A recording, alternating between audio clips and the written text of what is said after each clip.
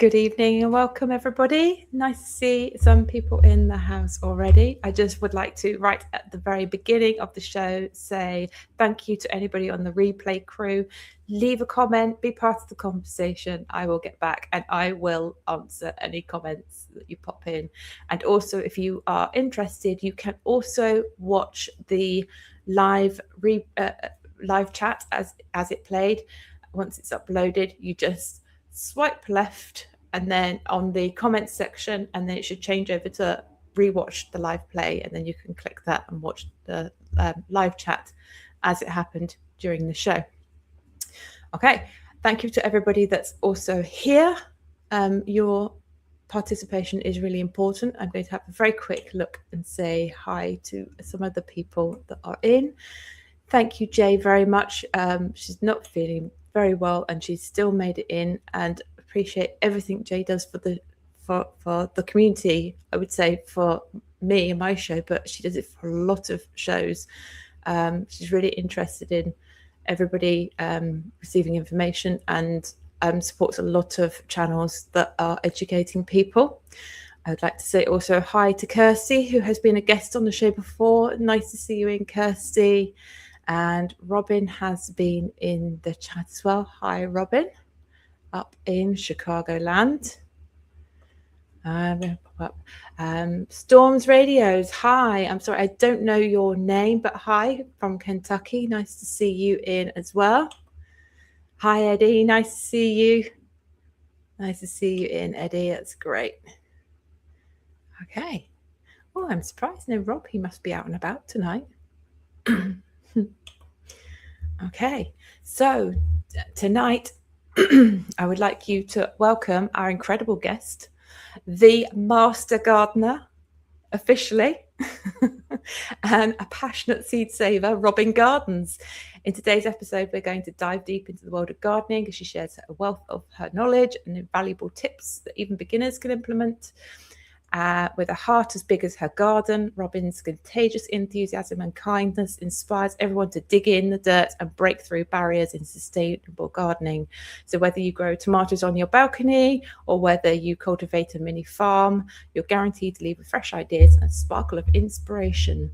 So join us on this joyful gardening adventure. So welcome to the stage, Robin Gardens. Hi. I don't know if I can live up to that intro. That was so sweet. Well, I tweaked it and whatever, and I wrote it and rewrote it, and I wanted to get in there, Master Gardener, because that's a new thing for you now. That's just it is. It's official. I passed that major horticultural test that it really was a bear. It was a hard one. Yeah, I did it. Congratulations on that. And I also wanted to express what an amazing lady you are in terms of sharing both the seed you save and also your knowledge and your friendship and the community, all those things. So as I was writing it, and then I went, do you know what? I'm going to go over the top. I'm just going to. Thank you. It's very kind. I'm going to take Eddie off the screen because otherwise, there we go. Otherwise, it's going to confuse me. So welcome to the show.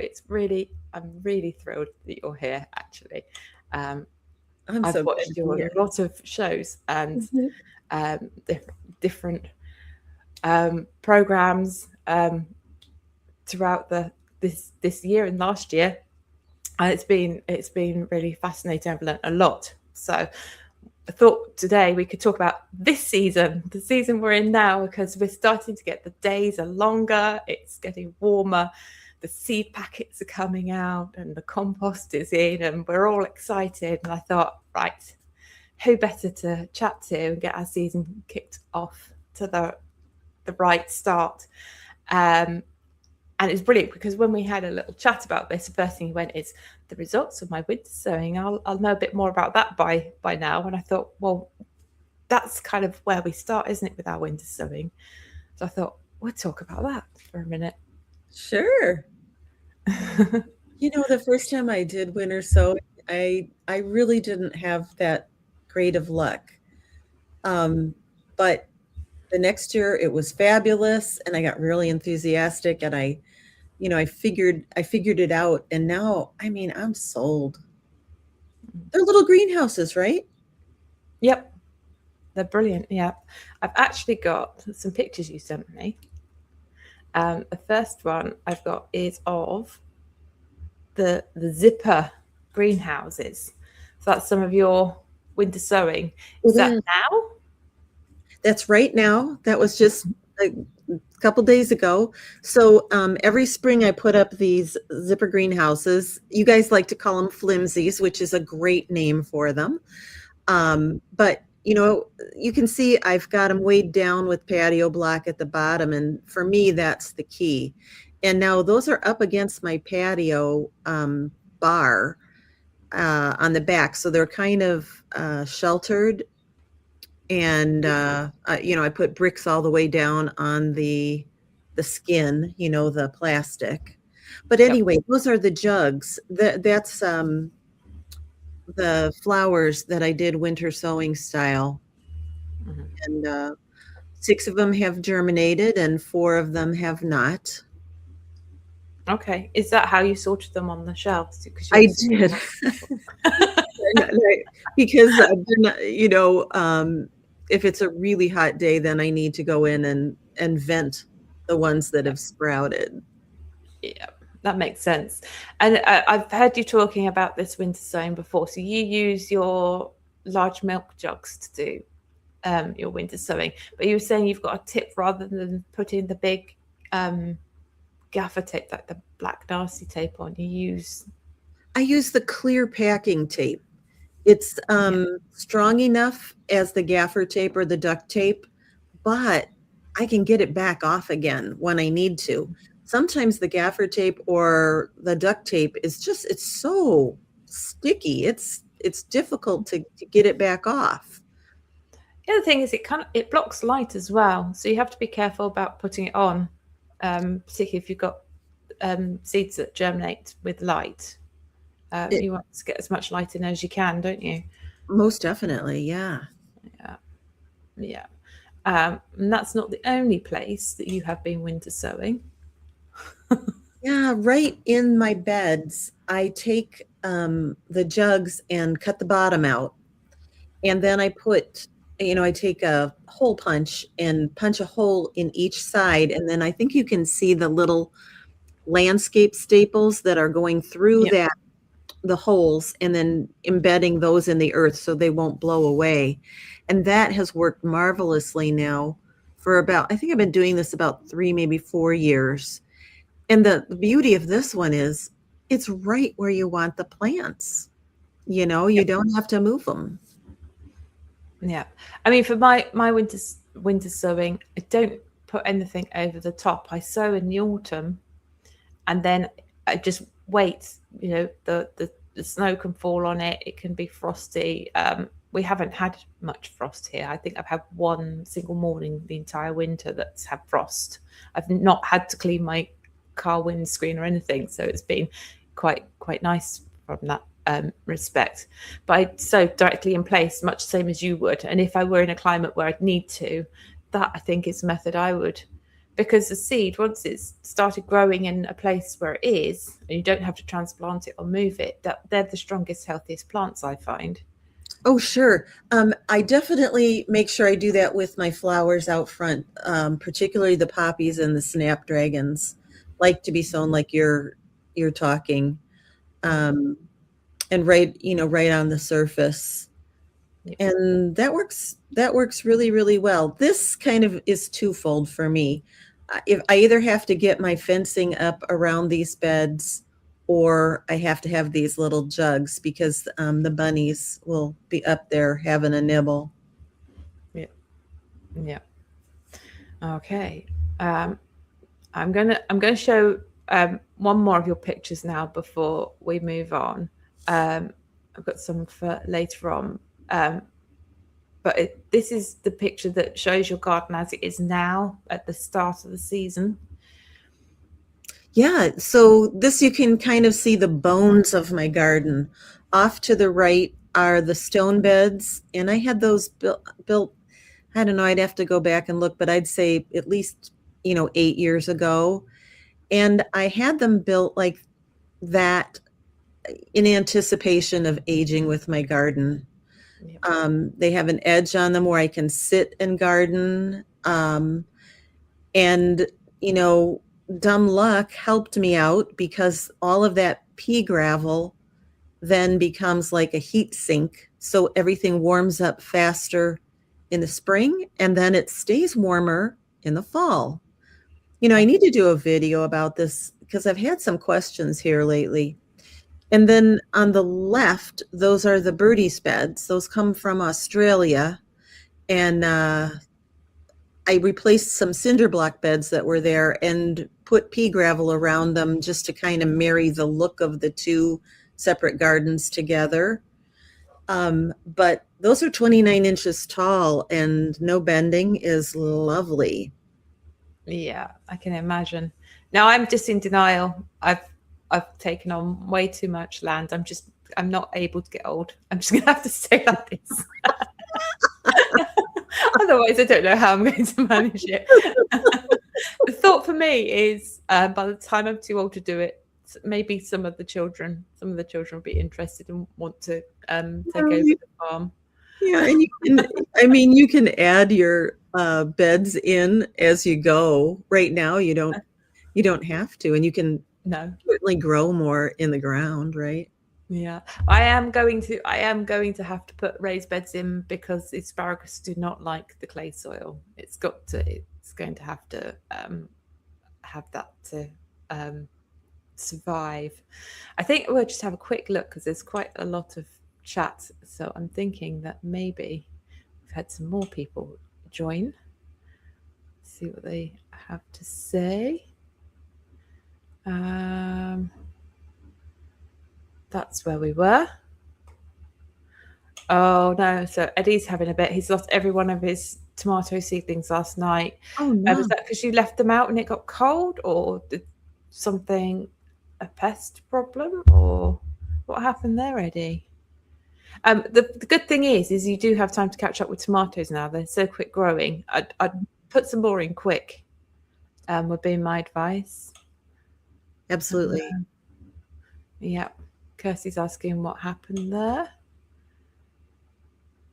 I'm still starting mine, Eddie. I have like 6 varieties going, but I've got 21, 22 to do. Oh, I was going to plant them out today. And last night, rats ate every one of them. Oh, so Kirsty's rats ate them. They're a nuisance. You're going to have to put cages around things. The trouble is with netting, a rat will go straight through like row cover. It needs something like wire mesh or something. Oh, goodness me. Well, that's frustrating. But yeah, at least it's early enough. Oh, what happened? I lost it. I think the only thing that it's really late for are the onions and the hot peppers. Yeah. You'd have to buy starts at this point. So he's got plenty of seeds, no plants. Alabama, the heat limits my season. So, oh no, you could buy plants. Oh, that's a shame, Eddie. I guess, yeah, Alabama gets pretty hot down there. Sure does. Okay, and Jay has a question for you. She's asking which of the birdies bed is your newest, or did you get them all at once, or did you? I bought those all at once. I waited for the Epic Gardening sale. That's the distributor here in the United States, and I got an amazing deal. They sent me. Not only did I get a really good percentage off, but I got their. As a matter of fact, I've got one right over here. I got some freebies, these, planting ones with the good holes in the bottom, and the trays that they sit on, and I think some seeds. I don't know. I just got a ton of stuff. It was like the best deal. The more you bought, the more you got. More you saved. Yeah. Yeah, it was a great deal. Yeah. I'm just gonna say hi to Steve. Nice to see you in. Okay. Now, um,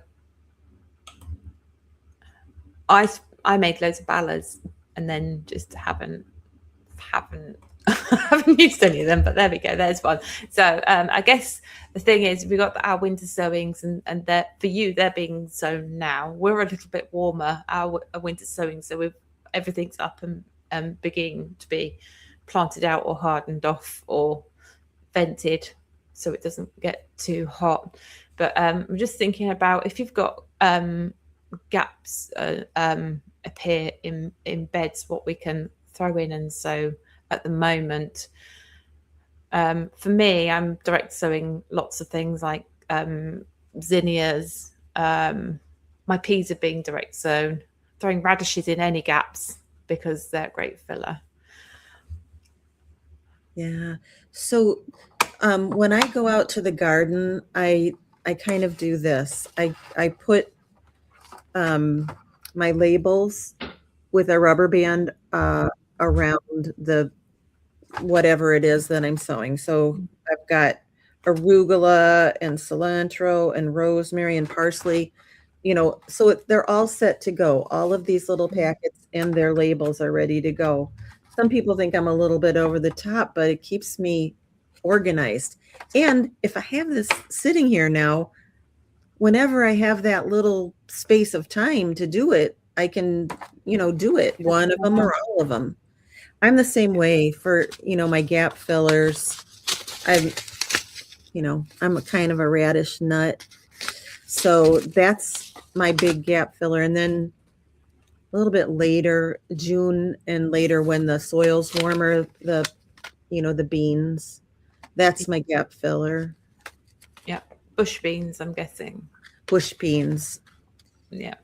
You mentioned about the labels, and I thought, oh, that's so organised. I wish I did that. And I just realised that I use clothes pegs, and so those going in. Fabulous. I ran out of space. They were meant to go in the other day, but I like the clothes pegs. They're only good for indoors because they start going mouldy and then you can't read them. But for indoors on the trays, they work really well because they go on the packet like that, and then I clip them on the tray that's full of those things, or if it's just one pot on the edge of the pot, and as they pot up and move on, the peg just travels with them. Once things get out of the garden, it's a free-for-all. It's just like if I look at a vegetable and go, I don't know what this vegetable is, then not. So Allie, sometimes, go ahead. So as you say, sometimes it's in a bit of an adventure. Go, oh, they're leaves. What sort of leaves do they look like?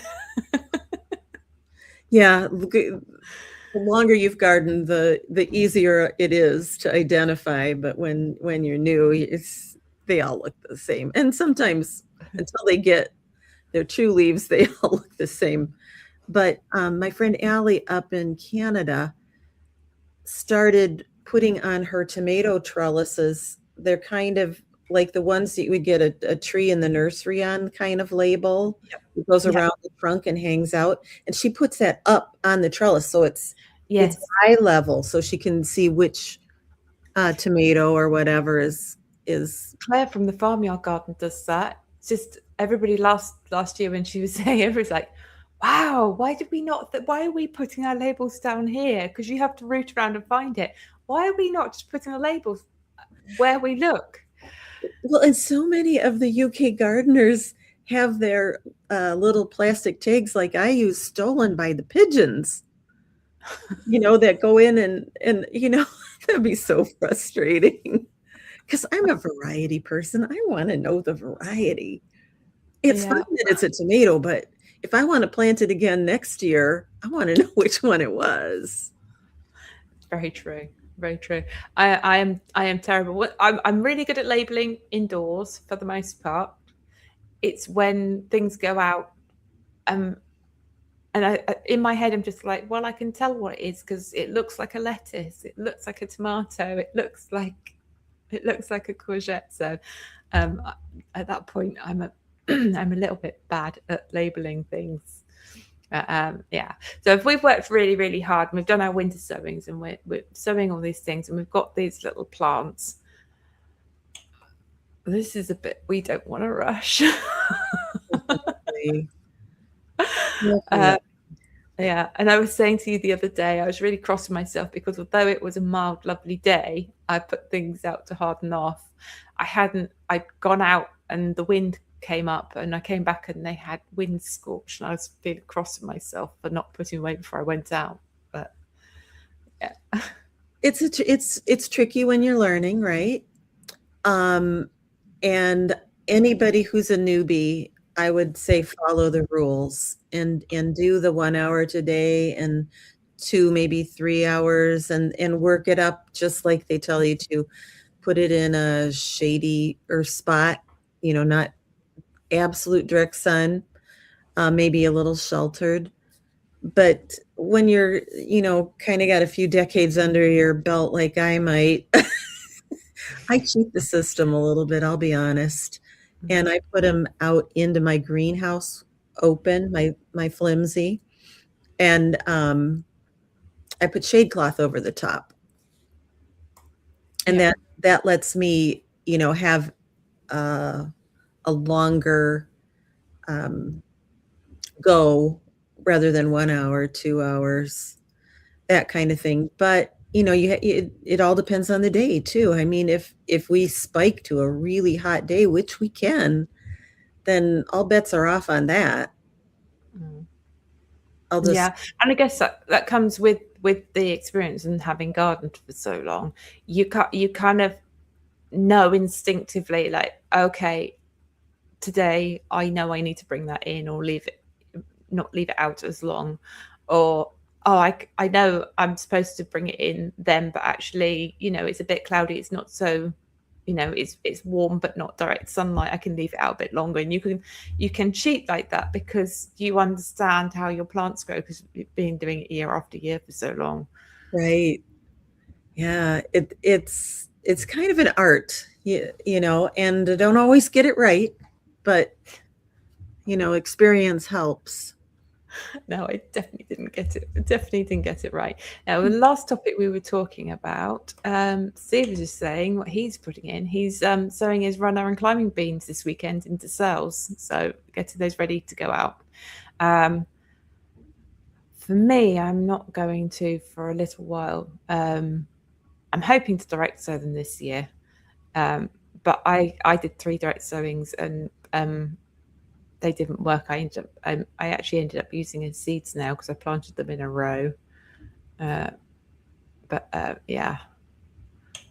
Yeah. The seed snails are pretty fab. We were talking the other day, and I like this foam stuff. Yeah. Foam packing stuff. And I found some that we had tucked away for packaging things. And this, for me, makes the best snail rolls because it's stiffer, easier to handle. And like you, Joe, I think that they're marvelous for anything who wants that long root, like a bean or a pea. But you had a good little trick that you told me about. Well, all my animal feed bags are paper sacks. And so I make mine out of the paper sacks and it works exactly the same.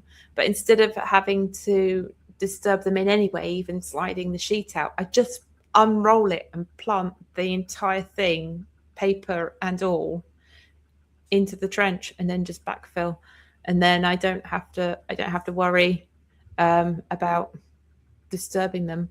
And to be honest, I heard about these seeds now. I just assumed that's how everybody did it. It's just like, well, the whole point is that you don't have to disturb them. You don't have to disturb their roots. Well, it makes sense to put them in something biodegradable. Yeah, I think that's fabulous. I've used a bubble wrap and other plastic, but this is my favorite. I'm sure I'll find something else that I like as well. I mean, use whatever you've got at hand, right? Yeah. That is the thing. And it's got me thinking now. Now I want to try what you use to see if there's a difference. I don't know. No, for beans or peas, that feed sack just sounds like fabulous.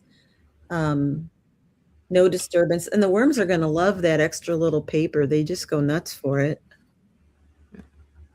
Yeah. I've only just realized I saw that I saw that this channel had changed their name. They put a video out going, who is this? What's the name? And I didn't get time to watch it. And I've just realized. So, hi. the channel name has changed. So, it's now Winning the Week. So, people go, yes, Escaping the Suburbs with Scott. So, it's my age. Names and things go on my, like, I've only just realized today that the channel name has changed, and I've already forgotten. So my husband and I work the room, especially when he was, in marketing. He always remembers the names.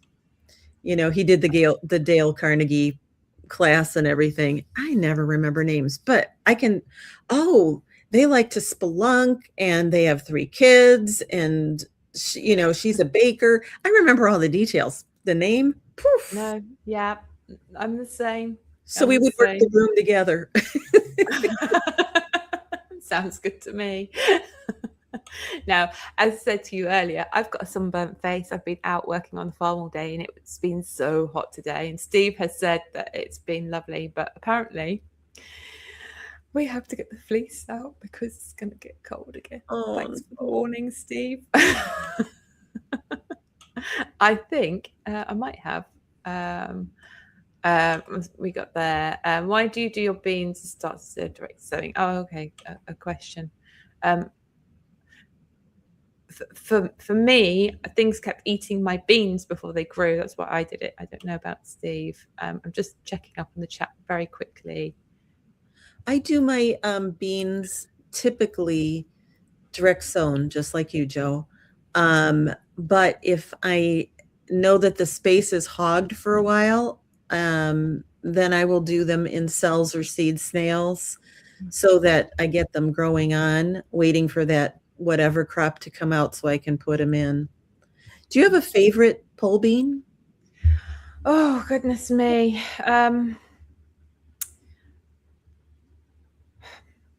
To be fair, I don't know the variety I grow because there are lots of things that my granddad grew and then my dad grew, and we always save our bean seeds. Okay.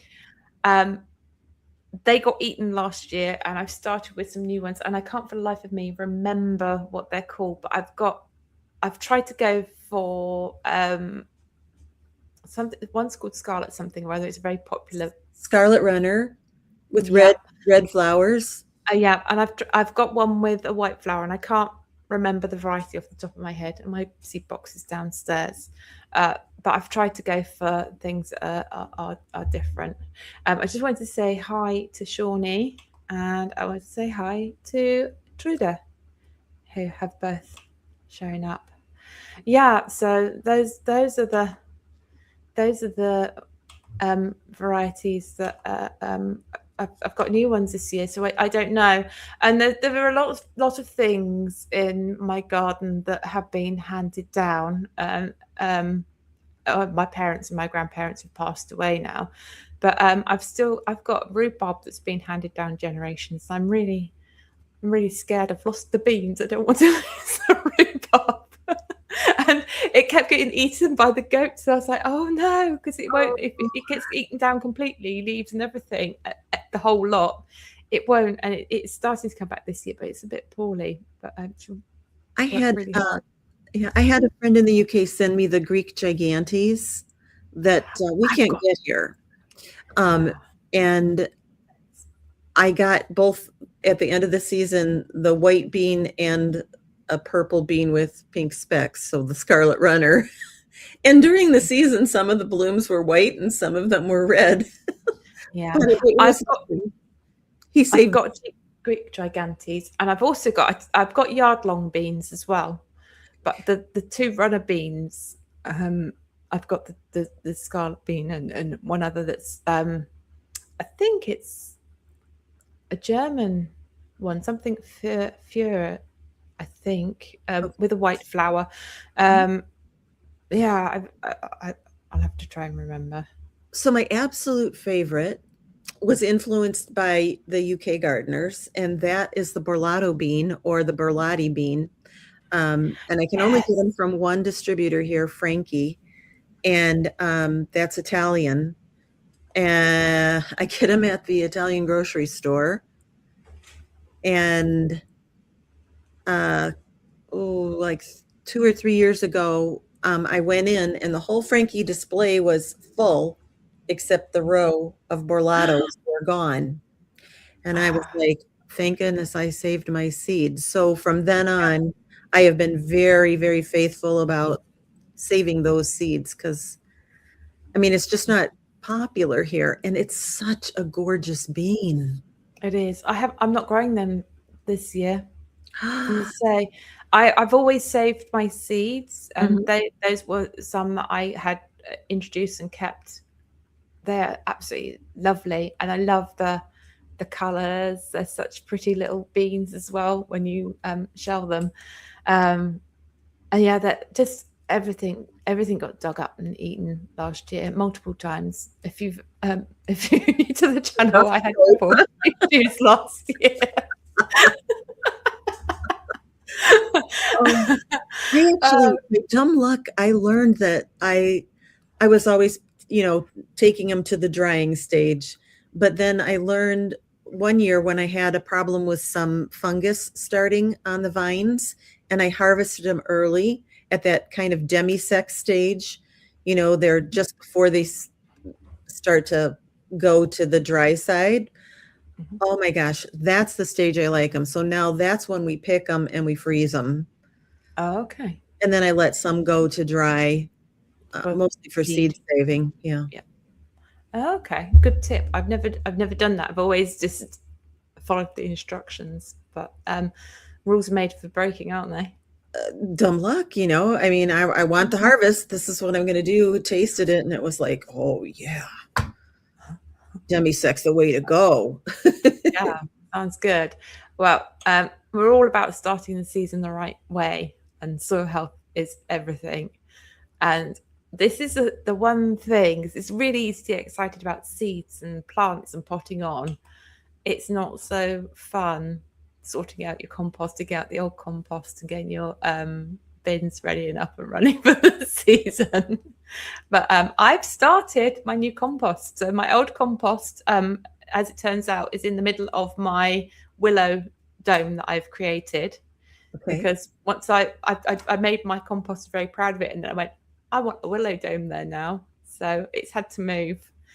So I have started a compost heap, which is right at the end of the chicken run, which makes it easy because bedding gets moved out and straight on the compost.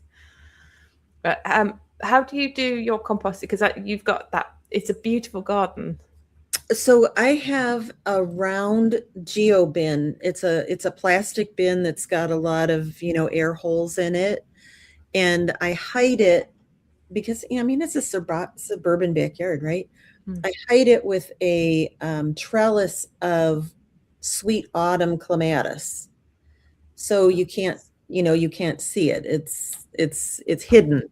And that works out really, really well. All of that compost that I made from last year is going to go in my new raspberry bed to get that up and running. And then I'll start over again. I really would like a 3-bay system, or at least a 2-bay system. I just don't know that I generate enough matter to feed it. There are so many gardeners I wish were close neighbours. I have plenty of material on the farm. I've got plenty of space. I've got all the things people go, I wish I had this. I wish I had that. I'm like, have it. I will share it. Everyone's too far. My neighbors would be more than happy to share their grass clippings and stuff with me, but they all use chemicals, and so Thank you, but no thank you. Yeah, yeah, I get that. And I guess talking very much about keeping the soil in condition, mulch, mulch, mulch. I've got lots of, I've struck it lucky. The place where I buy the straw, it gets spilt all over the barn floor where they keep it, and there's about 2 feet deep of just spilt straw from bales that break or just Hmm. bits that blow around, and I can bag all of that I want for free, and I can use that to mulch. So I'm sorted for mulching. Um, I've used all sorts of things in the past. I know you're a big advocate of mulching. I think everybody that's gardened for more than a year or two and had the pain of things withering in the hot sun are good at mulching. So like in my main beds and the stone beds, I tend to, this all tends to be crammed so close together I don't need to, but that's a picture of my garlic bed that I put in the fall. And what I did was I put crushed leaves down after I planted the garlic, and then I don't know if you can see it, but there's chicken wire held down with landscape staples on top of that.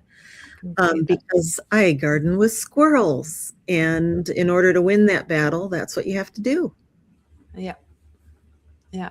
Does the garlic grow through that, or do you take that off as it grows? It will find its way through the little holes, and I let it get about 5-6 inches tall. At that point, when it's about that high, there's enough other food and other stuff around that the squirrels aren't interested as much anymore. Oh, that's good. Okay. You sent me one more picture of mulching. There we go. Oh, I took a picture. This is my iris, one of my iris patches coming up. And that was, I probably had 2-3 inches of wood chip there. And over the winter, it's all but, disappeared, which is what we want it to do. We want it to keep breaking down. So I'll have to, top it up with more wood chip. Yeah. For me, I'm blessed in my village. It's free. You just have to bring your containers and go get it. But everything that, they take down in the village, they turn into wood chips, and then they just have bays and bays of them for, anybody who lives in the village to get. Yeah, that's really useful. It's getting. I was just talking to a neighbour here. A lot of the wood chips local to ours are being sent off for biomass. Oh, So they process it and then they sell it as pellets for the big generator furnaces for okay. people that have biomass boilers and things.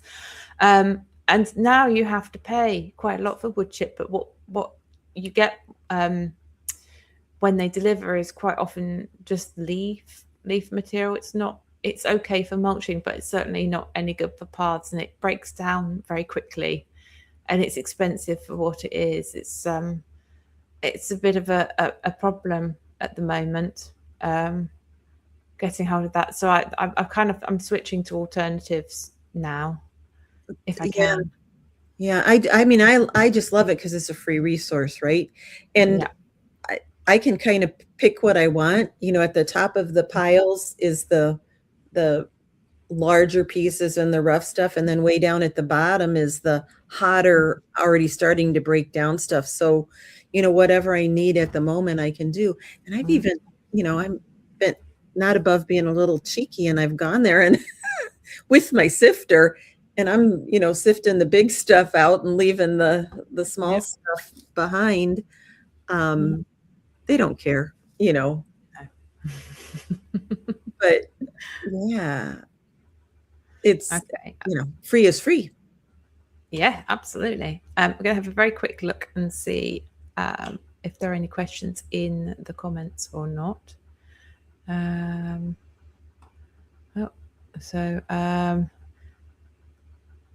Eddie's off, so if I've missed you, I'm sorry. But if not, and you're on your way out, nice to see you, Eddie. Take care. Have a good rest of your day.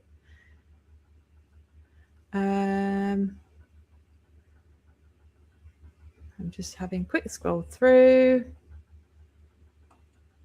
Yeah, and that's very true.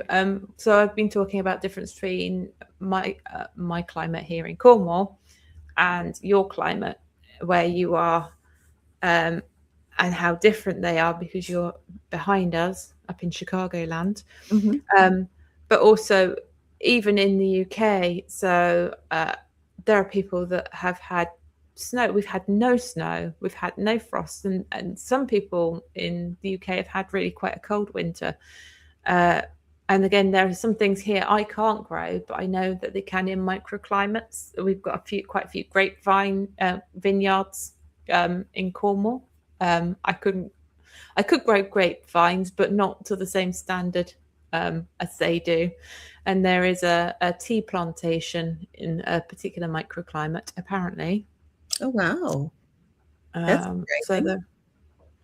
so and oh, hi Rob, you're welcome anytime. I did think it was odd. I figured that there either was a really good football match on, or maybe you were you'd found your way down to the pub or something, or were just generally busy, got carried away in the attic. I guess that means Shawnee's home. Glad you're here now. And yep, okay. Okay, and Jade's put up a link. The Urban Gardener is live Saturday, Sunday, and Monday. And I wanted to stop and pause because the Urban Gardener has been a fantastic channel for me to get to know lots of people on YouTube. It's got an amazing community around it. And one of the things that Enoch does on the Urban Gardener channel, the Let's Get Growing show, is he has community days where he invites people to appear on his live, have a little conversation with him about something, about their garden or some seedlings or anything garden related, something they're excited about, if they've got a question to ask the general wider audience. And one of those community shows is coming up next or this coming Sunday, I believe. And so he's really looking to encourage people. I mean, it's where I did my first live appearance pop up on Enoch's show, and it's such a fun thing to do, and it's really easy because Enoch will lead the conversation. If you're sat there going and you're worried, he will hold your hand and he will lead you. He's a really phenomenal host. So kind of putting that invitation out there for people that are thinking about trying a live or have dabbled in lives, to turn up and have a go. It's really easy. It's exactly the same as here. In the live chat, there's a little link. You pop the button, you pop into the studio, so you're not on screen straight away. You're in what they call the basement. So Enoch can see you. You're on his screen, and he'll give you an introduction. Go, okay, we've got somebody in the basement. We're going to invite them onto stage now. So you're ready. You can see yourself on the screen, so you know what you look like and whether the kids are running around in the background. You'll know all that. It's really good fun, and you get to go to the after party afterwards, which is good fun. Yeah, that's the best, to sit around and talk with each other. But it's a great way to promote your channel and get it out there. And as well as, like Joe saying, the experience of being on a live, because let's face it, it's intimidating the first time a bit. Mm-hmm. But once you do it, it's great. And it's a safe space to do it because Enoch will make you feel very comfortable. Yeah. Yeah. And Rob, if you decide that you're going to go on the show, because I've had a conversation with Enoch, he would be happy to put you and I on the screen at the same time, so we can both chat to Enoch at the same time if you want to. That'd be great. That would be. He's been trying to get him to go on for, I don't know, like months, maybe a year, Rob. Yeah. Well, I other than chatting in here, unless Rob's on holiday in Cornwall, which He will be at some point soon. I don't get to speak to Rob in person, and he's so nice. I know he's coming back because I know he wants another bacon sandwich and a bit of cake. Oh, so this Sunday, community show, The Urban Gardener. You are the guest. Bring a garden friend with you. Pop on. He hasn't scheduled it yet. I had to check, so there isn't a link yet. But if you go on the Urban Gardener channel and go on the live page, probably a bit closer to the time, you can set a notification to remind you.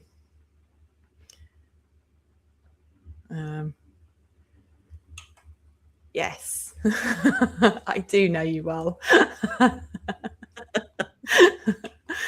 There was one question that we had earlier from Jay about those cloches that I make and put over the earth. She asked if I use just a normal hole paper hole punch to poke those holes. And yes, I do.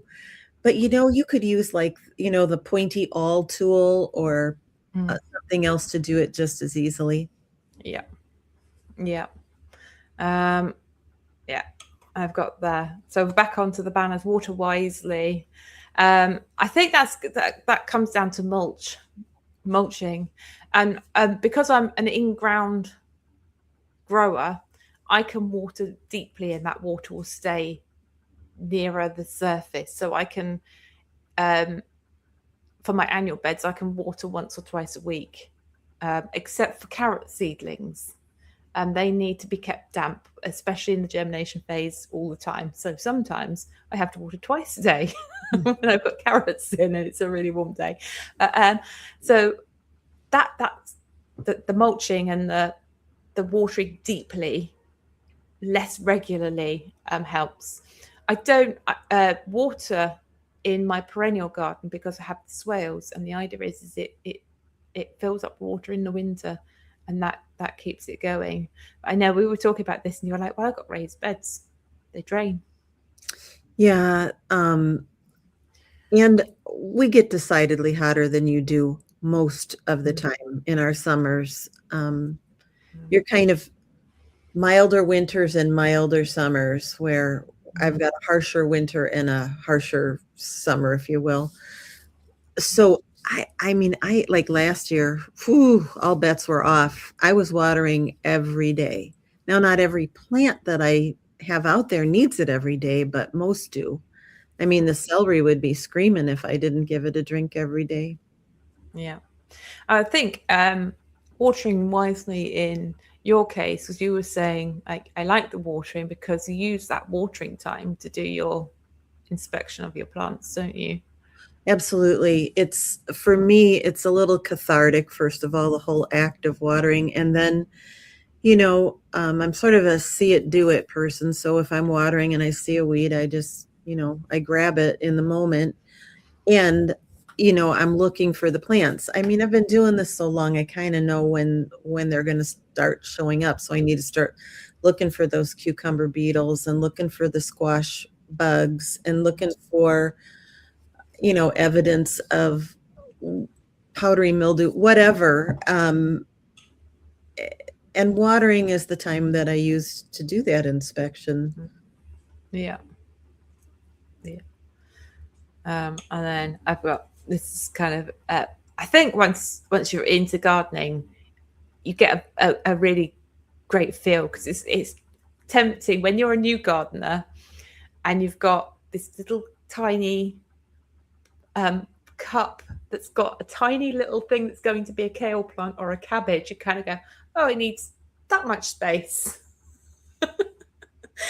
And once you garden for a while, you realize you need that much space.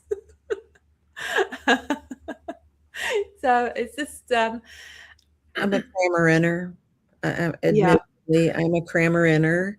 I do sort of a modified polyculture, if you will. I sort of morphed from the square foot gardening polyculture, kind of, developed my own style. But I know that when powdery mildew season is upon us, that I have to start making some decisions and start getting some airflow happening, or I'm going to be in trouble. Yeah.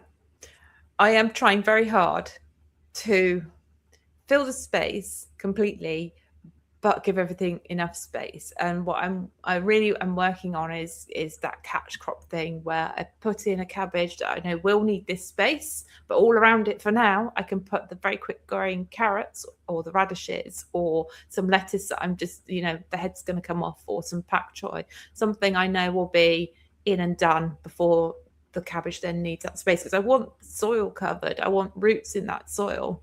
Mm-hmm. I want, I don't want to waste space either, although I have plenty of it, but the more you spread out, the more you've got to weed and look after. So I kind of want to keep it in one area. And so that's how I'm playing I want to cram loads in, but I also want to give everything space. Yeah. It's a tough balance. And, I play with, everybody comes out with their, the next greatest thing. So like beets being planted together in a little clump, it works. I've done it. It works. Where you then twist one out. But I'll tell you, the old fashioned way of just having proper spacing of the beets, you get bigger, lusher beets. So if that's what you're going for, it's better not to clump them, kind of thing. That makes sense? Yeah, I get that. And I guess some people really want the little ones because they want to have like little whole beet and they want to pickle them or preserve them, or they just prefer them that size. It depends what you're after, but I'm with you. I like a nice big earthy beetroot. Yeah. Although I am doing clumps this year to see, because obviously I'm trying to cram in maximum crop yield this year, which is a little bit different. Now, I've prepared this, and every single one I'm going to go, this is what you shouldn't do. But I know that I've already started doing some of these things. And this is one that I have been terrible at because I've already run out. I've got things that need potting on, but I have no space to pot them on because it's all full. I think yeah, gardeners regret. So just buying and sowing too much. I think the worst of it is being seduced in the garden centre, isn't it? It's like a new variety when you've already got all your trays of whatever's sown, and then you just one more. I'm sure I've got a windowsill. I'm sure I got a space. Or buying too early in the season. You're kind of blowing the budget right up front when you know darn well they're going to have more in a month or 3 weeks or whatever. Just, kind of hold back. I was pretty good this year though, Joe, with the peppers. I just potted up some peppers and I culled. Unheard of. Yes, you were saying. I had in my head, because this is like last year, I was suffering because we moved right at the end of March, and then everything was in storage for a whole month, so I had no tools or anything. So it was May before I did any gardening, and I made the decision that all I was going to plant was whatever was left in my seed box. Obviously, priority were things like the beans, unfortunately, because I wanted to get through the season and reharvest my seed for this year, and that obviously turned out to be a disaster. And there's the goats. Yeah, literally all that. And I sowed all the parsnips I grew last year were from seed packet that I didn't grow. I didn't grow anything in 2024. I think the seed packet was from like 2021 or 2022. It had been open for a good 2 or 3 years, and I just thought, well, I either throw them in the bin or I throw them in the ground. And I got parsnips, which I was shocked at.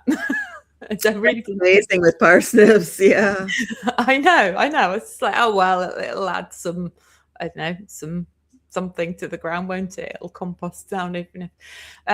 So I have very little crops. So this year I've been really raring to go, and I'm like, I'm going to do everything. I'm going to do a flower farm. I've got the whatever. And I've gone, oh, I could do a plant sale. And so I have about 200 chili plants. I've got too many chili plants, and I'm now regretting it because I don't know where I thought I was going to put them. They're all in the little 7 centimeter pots. They all need to go into 1 litre pots now, and I have 200 of them. I don't know. So I think I'm going to pot on the ones I'm going to grow and a few more. And I think I'm just going to have to accept that not all of them are going to get to be big chili plants. Oh, wow.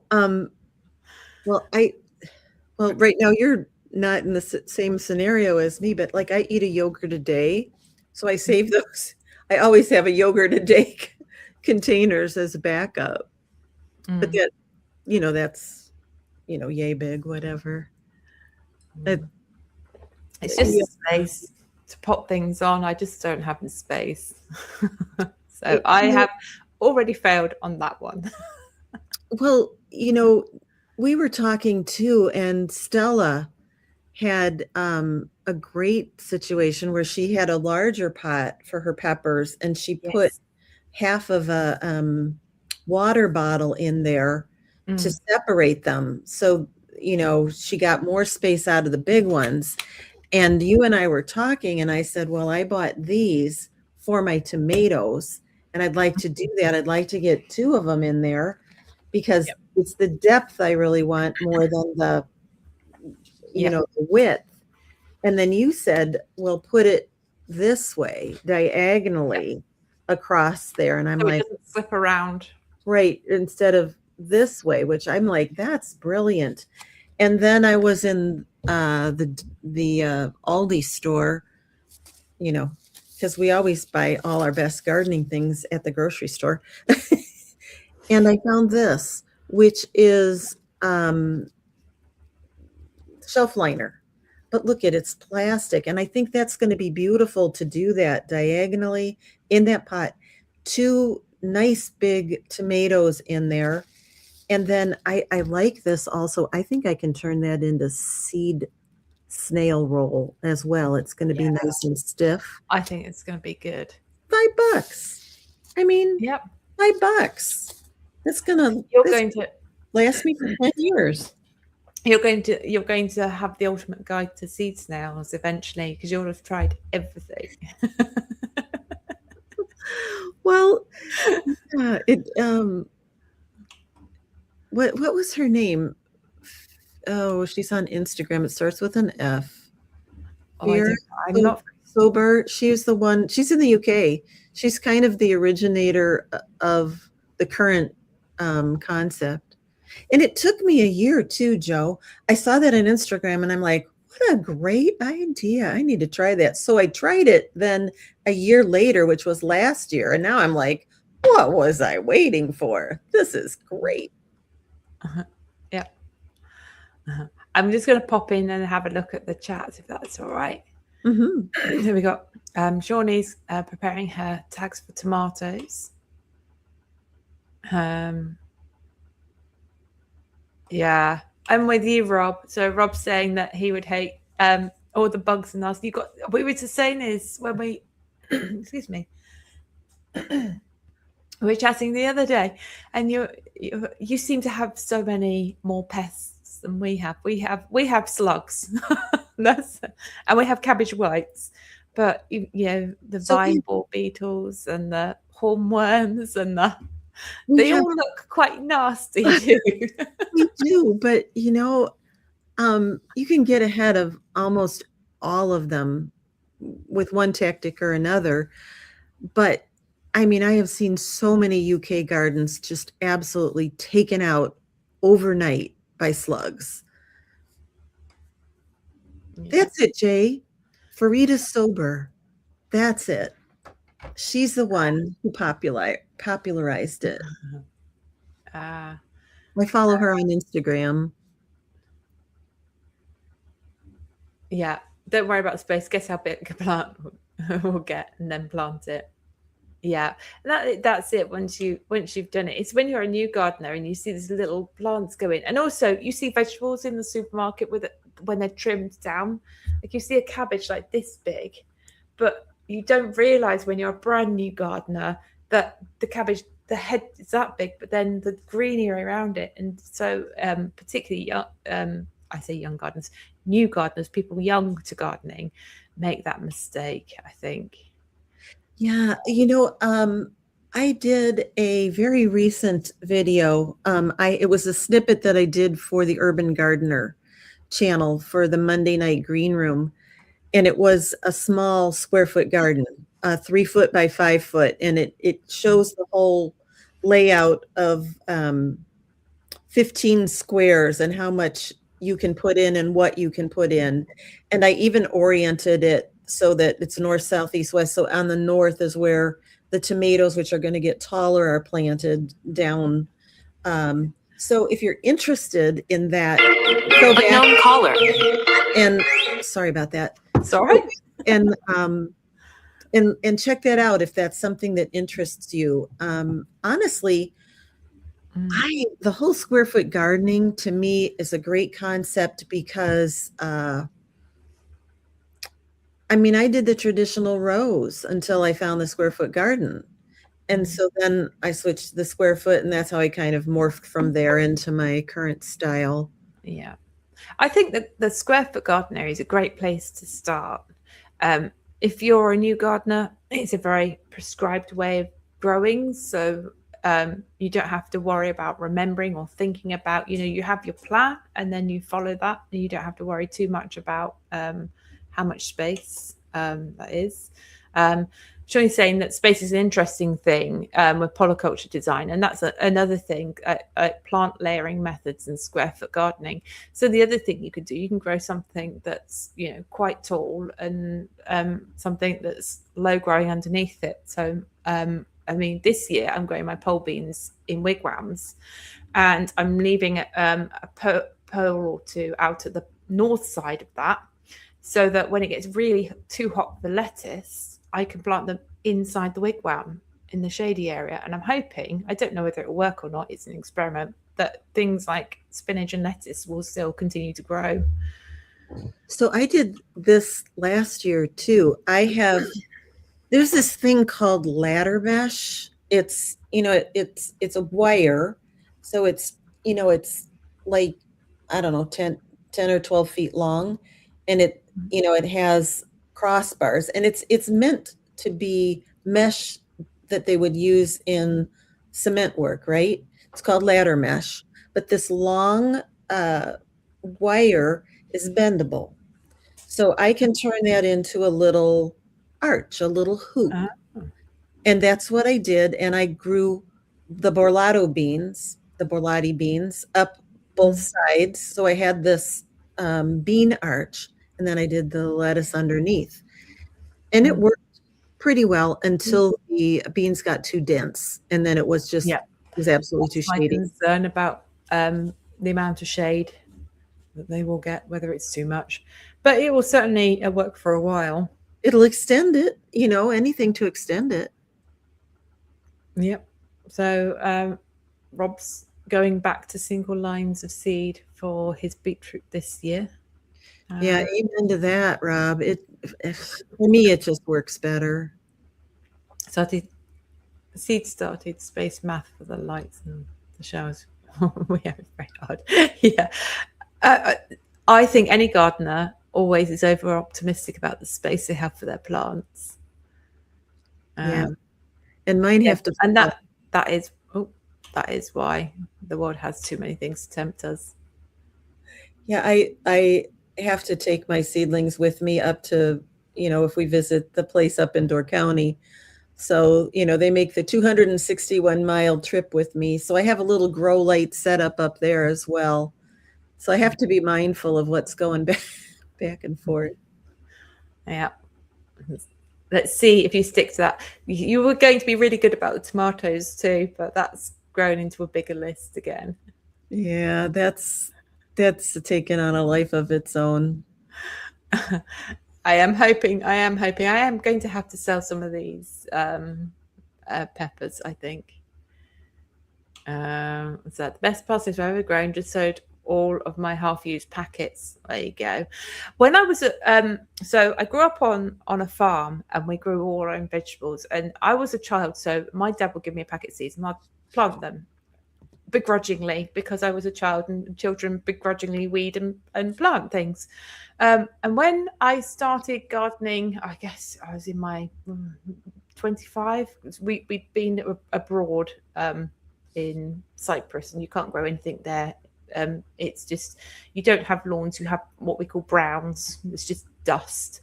So when I got back, and I got really excited, and I started growing vegetables.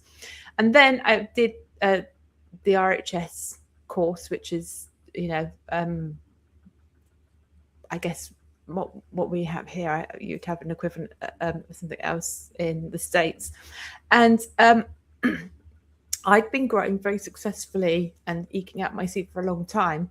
And they told me, parsnips, that's the first thing we covered. You can't grow parsnips. You have to have fresh seed every year. And I was like, but my packet's 5 years old. I've been sowing them every year for 5 years. I get parsnips every year. And then I think they jinxed it, because that year they didn't grow. I think it's because I knew they weren't supposed to grow. They didn't work. I think it was their fault. I think parsnips and onions, they're the trickiest. At least the bulbing onions, the germination goes way down. Everything else, I mean, you could pretty much get 5 years out of. I keep a little chart of suggested viability in my seed packet. Just it's right behind me here. It's handy. So I keep this seed viability chart folded in my seeds, and then I have an idea how long they should. And I do have a video out on my channel about testing for seed viability. Yeah. I use these little takeaway containers that you'd get like sauce or ketchup or something in, with the little plastic lid, and a cotton round fits right in the bottom of that. And so I just stick one of those in there, and then I stick my seeds, wet it down, put the little lid on, put it in a warm place, and test seed viability. Yeah. Before I waste my time, with compost and is it going to come up or not come up, kind of thing. Yeah. Plus, you can, if you have a lot of seeds, you can test. Okay, so do I have 70, put 10 seeds, and if 7 of them germinate, I've got 70%. So I know how many extra then I would need to sow. No. Okay. I say sometimes just do it though, because like I had these really old pea seeds, and I had all kinds of varieties. And I said, okay, well, I'm going to just see if I can get some for shoots and put them all in. I dug about maybe a 10-inch wide trench, and I tossed all these old seeds in there. I think every one of them germinated. It was the best season. I had so many peas. It was awesome. Never been able to repeat that year.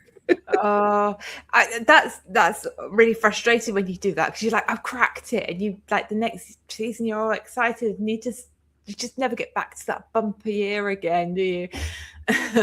Shawnee has a question, which is, Robin, are you planning on growing anything indoors all season during the summer season, just to avoid the hazards of growing outdoors? Yes. I am growing ginger and turmeric indoors. I grew ginger successfully 2 years ago. I started it in January. I had these beautiful plants, but then the transition from inside to outside, woohoo, that's a beauty. It just didn't work. I mean, those darn gingers were so unhappy, and they died fast. So I'm just going to grow it inside. Now, I did something really, really stupid, because I'm growing it inside. I wanted it to look froofy. So I put it in a glass non-draining container. So I could see the roots. So I'm going to have to be really careful about watering. Yeah. But anyways, sometimes we have to do that just for the looks, right? Yeah. I'll learn. And then I have seen how much that I bought seeds from them before, and they are expensive. I'm going to squiz through this. We've been talking for that long. We have gone over the hour already. I'm afraid. And I'm just like, we haven't got through everything. We have not got through everything. We didn't even get to talk about right plant, right place, and we didn't even get to talk about weeds.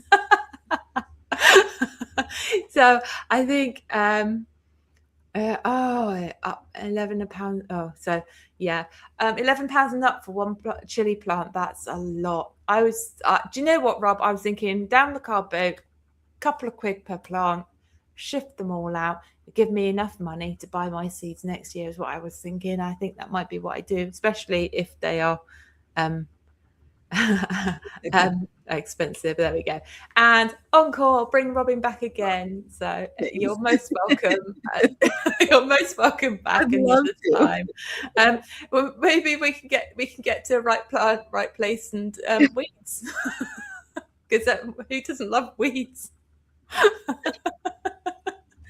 All right. It's so funny. We were talking yesterday because I don't mind weeding. I don't really mind weeding at all, but I hate to clean. So I said maybe I should just call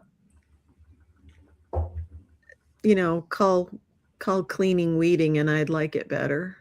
Yeah, maybe. We got a lot of love coming in for you. Troll's Garden. So Truda is saying great live. Oh, thank you. There was a message. So Steve said good night. Thanks for the live, Joe. I'm at work in the morning to take care. So good night, Steve. There's Rob. Try 5 reach, see how you go. You can always come down in price. The peddling. I could buy you a beer as well then. I could buy my seeds and Rob a beer for the great suggestion.